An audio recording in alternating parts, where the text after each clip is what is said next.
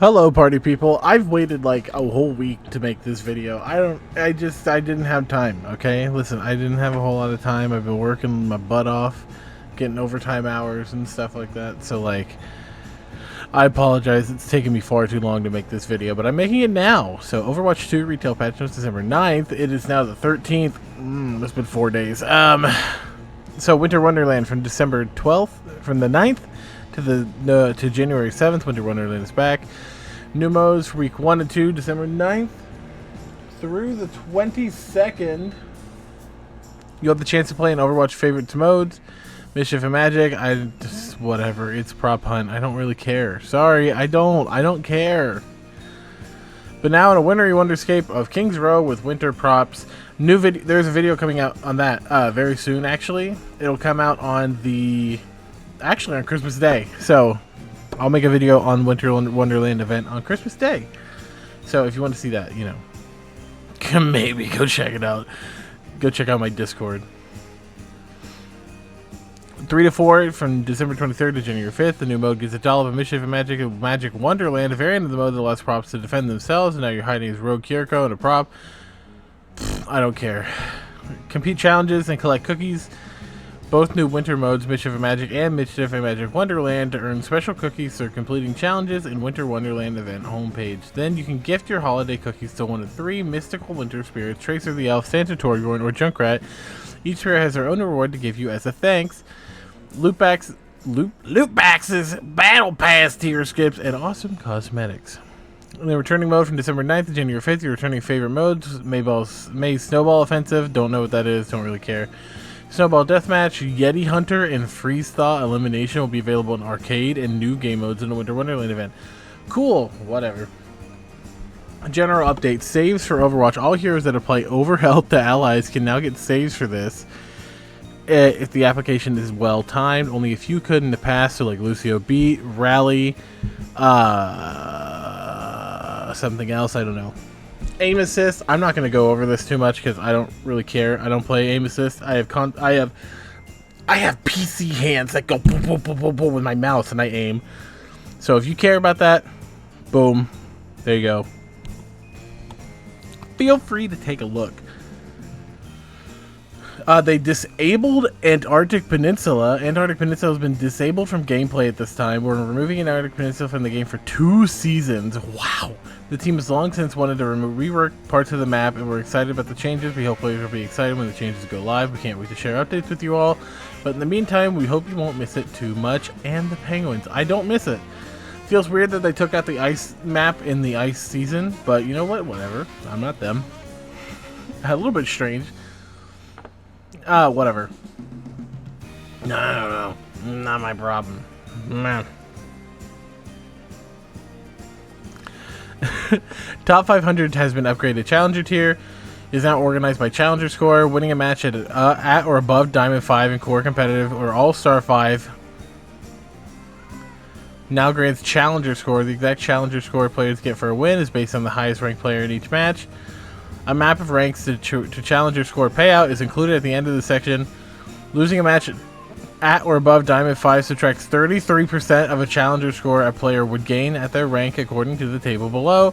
The highest ranked player in the match is not used to calculate the Challenger score for loss. Loss of the record recorded over the season reset to 0. When the season ends, Challenger score gains a heat bonus for each consecutive week of the season of 5%. At the end of a 9-week season, a win could be worth 40% more Challenger score. Cool. That's not right. It'd be 45% for 9 weeks. No, I guess week 1 is 0%. That's right then. Okay. Challenger score can be earned in wide matches. Challenger score in role queue is earned in role queue and is applied to both role-specific leaderboards and the combined leaderboard. Challenger score earned in open queue in stadium. I don't care. They're accumulated in separate leaderboards. Challenger score has been added to the career profile. Challenger score has been added to the competitive progress screen. Verified Challenger tier. The thing is, this doesn't apply to like 99% of the players. This applies to like the top 1,000 players at most. You know, and there's probably like 500,000 people that play this game. So, like, this only applies to 1,000 people in each region. So maybe I think it's like 4,000 people worldwide probably this is really applying to. So, you know. Following requirements to appear on the leaderboards have changed. There's no longer a time delay before the leaderboards appear. Each leaderboard has a challenger score requirement. Once players meet the requirement, they immediately appear on their leaderboard, like 4 people already have in some cases, I don't know. Combined, 5,000 open queue, 5,000 stadium, 5,000 in roll queue in stadium, 5v5 in stadium. What?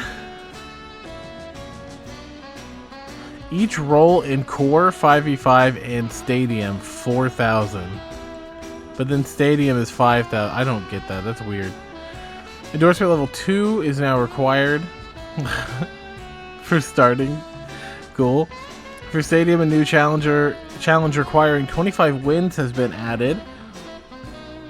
Many usability improvements have been made to the leaderboard screen, such as the ability to scroll, search the leaderboard to a player's name, go to me, and filter players using the social links as described above. Which I think they should give to all players. They should get the ability to attach your socials on there, because how many times, like I said, this applies to the top 2,000 people,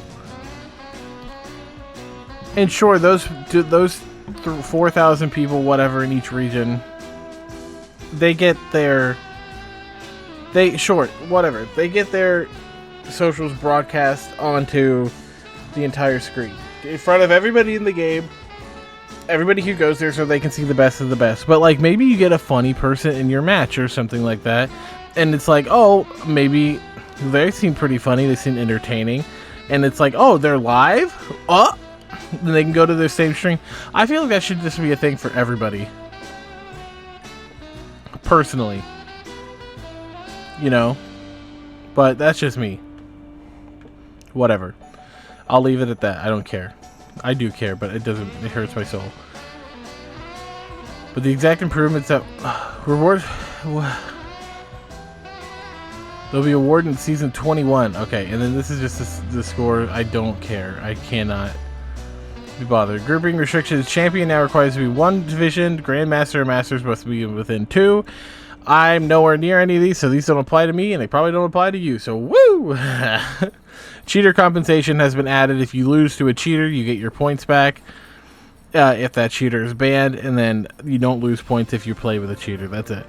Now we're into the part that people care about. Tank, Junker Queen, Carnage uptime is high due to its cooldown refund on individual or multiple hits, increasing the base cooldown. Wow. Junker Queen nerf. Cooldown increased from 8 to 9 seconds on her axe. We shed a tear. With recent adjustments to hazard block effectiveness, we're restoring some of Jagged Wall's previous strength. These changes to the wall make it a more reliable option for both defensive and offensive pressure. Knockback damage increased from 40 to 50, and then health increased from 350 to 400. I don't think he needed it. I don't think he needed it. He was still really strong. Reinhardt nerf. Earthshatter's potential to swing fights and is often generated quickly in close range engagement, increasing the ultimate cost better aligns its charge rate with its overall impact. Earthshatter ultimate cost increased by 9%. Sigma can struggle to secure eliminations in certain matchups, increasing direct impact damage, rewards precision with key, and improves key breakpoints when combining with the rest of his kit. This was kind of a stupid change to go all the way to 25. I mean, whatever. I don't think he needed the change anyway. He was already pretty decent. He just wasn't played a lot because what it seems like they're doing is they're trying to reduce the amount of brawl, and they're trying to go back to poke metas, which is why they're buffing Sigma. It's why they've buffed Bastion and increased his fire rate. It's why they've nerfed Reinhardt, the king of brawl. It's why they've nerfed Junker Queen, also very good in brawl. They're trying to go back to poke, and I don't know if I want that, because poke is not that fun, you know? And speaking of Sigma, they realized how stupid of a change that was, thankfully, and they reduced it to 20 from 25. And Vendetta also got some changes, but we'll talk about that later. It doesn't really matter that much. She's new. She's going to get a bunch of changes. She doesn't really matter that much right now. What matters later on is what they do later on. So, Bastion, he got a Fire rate increase, which I know people right now are not liking it because they say that Sigma can be banned because they're seeing Sigma banned and Bastion banned, and they're like, this is stupid. They don't like it. People don't like it. Freya's long-range kill potential primarily comes from landing 2 explosive bolts in quick succession. These changes shift power and breakpoints away from take aim and more towards her base kit, reducing distance lethality while improving her consistency elsewhere. Oops, I don't care about whatever that was. Draw crossbow damage increased from 25 to 30. Wow. Take aim direct hit damage reduced from 40 to 30, and explosion damage reduced from 90 to 80. 60. So two shots. That's 60 plus 160. That's 190. You can't one-shot 200 health people anymore. That's actually kind of a big change. Because you're taking away 40 damage, so it now does 190 instead of 230. Which is what hitting 2 take aim shots before would have done 230, which would kill most 225 health targets, and now it does 190, which will not kill. You'd have to hit all 3 shots to do that. So now it kind of, you have to hit the follow-up shots to eliminate. This is a big change to Freya, actually. I don't know if I should ban her anymore in my competitive games. I don't think she's going to be that crazy anymore. Especially against me, a Lucio player. I have 225 HP. She could 2-shot me, bro.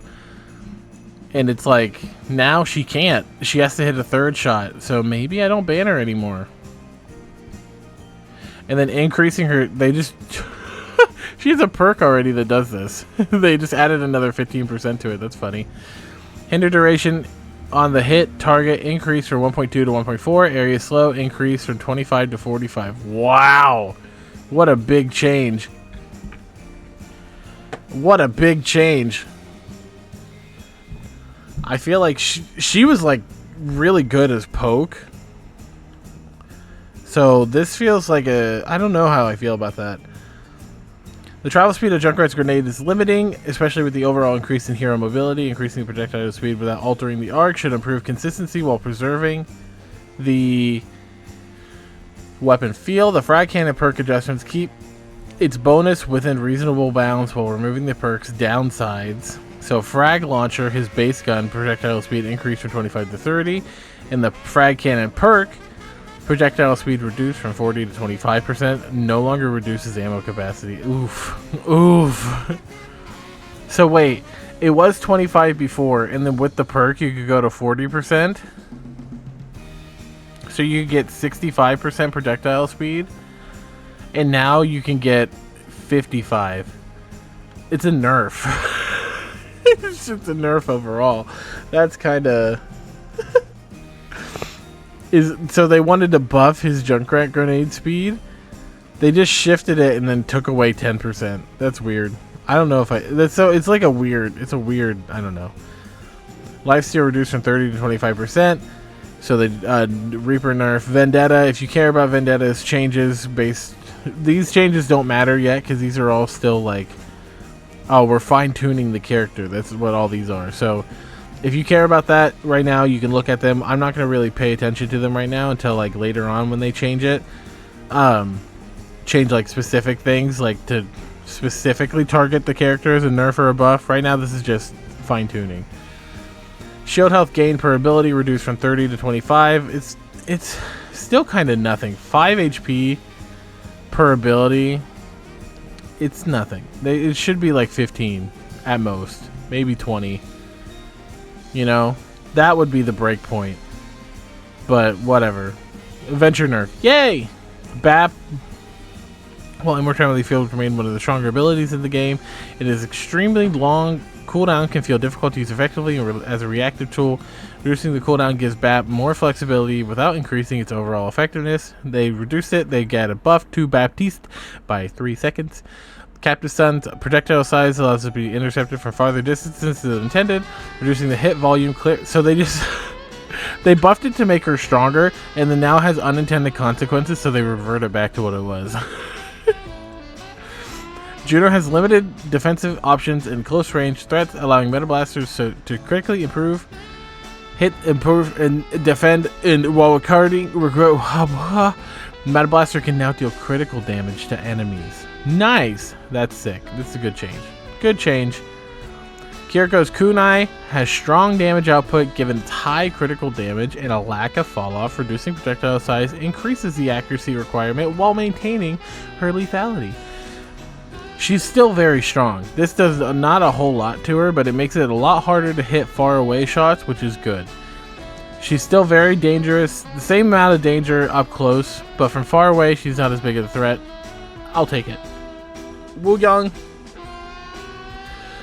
Wooyoung's movement burst from rushing turret allows for a quick repositioning, but it can be difficult to punish due to low and high speed bonus over its duration, slightly reducing this boost how elusive he becomes throughout the ability.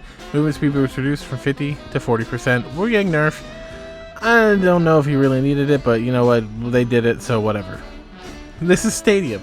Here's how I do Stadium updates. I will scroll through until I see a hero I care about. The new heroes, I will scroll through. I'm not going to read them all. It will take. We will be here for hours if I do that. Okay, I'm not doing that. If you care about them or you want to see something specific, you can. Plus, I already read their powers in a previous video, dude. So if you really care about it, pause the video, take a look at it, get your ideas, then come back. Okay. But I will slowly scroll through so that you have time to pause the video whenever you feel, so that you can read and see certain things as you want. If you really care about it, I will do a Slam Doom build. I want to do that ever since I saw this. I want to build a Slam build. So if you would like to see that, let me know down in the comments down below. Maybe I can find some kind of Wooyoung build to do. Maybe he's got like a cool boot potential build. You know? Maybe he's got something cool he can do with that. Or maybe he's got like a wave build that lets him like instant heal his entire team if you hit him with a wave, you know? Or something like that. Or maybe he has a damage build. I don't know. He looks like he has some kind of damage build. Orb can be steered more freely. That's kind of cool. Splash radius for empowered splashes. That sounds like a damage build to me. Water College hat. Dude, come up with a more interesting name. They could have called it the Pacific College or something like that. Or like the Atlantic College. But instead they just went Water College. That's it. And then hero rework. Same thing with Cassidy. I don't really care about Cassidy. If you care about Cassidy, I will scroll through. I'll let you pause. You can take a look at it. I don't really care. From what I've heard so far, since it's been a few days, he's very broken. He's very strong again. And I don't really want to fight against that, so I'm going to stay out of stadium until they nerf him. So, sorry, Luka Doncic. Your build that you did last season, not so used anymore. Again, I don't care about hazards, so you can feel free to pause. If any of these mean something to you, feel free. They don't mean much to me. Orisa, again, not much to me. Winston, not much to me. I'm not very good at Winston. Genji, for you Jadman enjoyers out there. Take a look. Feel free. Support. Juno, the only one. I don't really care about it, to be honest. That's cool that she's getting a buff, though. Maybe she'll be actually pretty decent. General item changes. If you use any of these items, Nano Cola, ability power. Oh, no! That sucks! Oh, dude. That's like my whole jam. Dude, that sucks. And Champions Kit? That's crazy. This is wild, dude. They nerfed me. Oh my gosh, they just nerfed me entirely. Iridescent Iris is in all my builds too. Oh my gosh. This is annoying. They added a new stadium map. Wuxi University. Is that the name of the actual thing instead of Water College? Oh, never mind. I hate the Water College. The control map. That's the stadium rotation. Did some bug fixes. FPS drops, sick. Vendetta bugs. Yeah, Vendetta bugs. Diva fix. Torbjorn wasn't scaling properly with max armor. Sick, bro. That's actually kind of big for my Torbjorn. Anyway, that's it for the patch notes. Again, if you care about these stadium changes, go back, pause, take a look at them. I'm not going to cover them again. But sorry the video took so long to get out. I had a lot of work to do. I've been doing a video-a-thon this month, and I've been behind on that as well, unfortunately. So, apologies for the lack of, stuff, but I had stuff I had to do. So, thank you so much for being here. Thank you for watching. Check out my Discord link in the description down below. Have a wonderful day.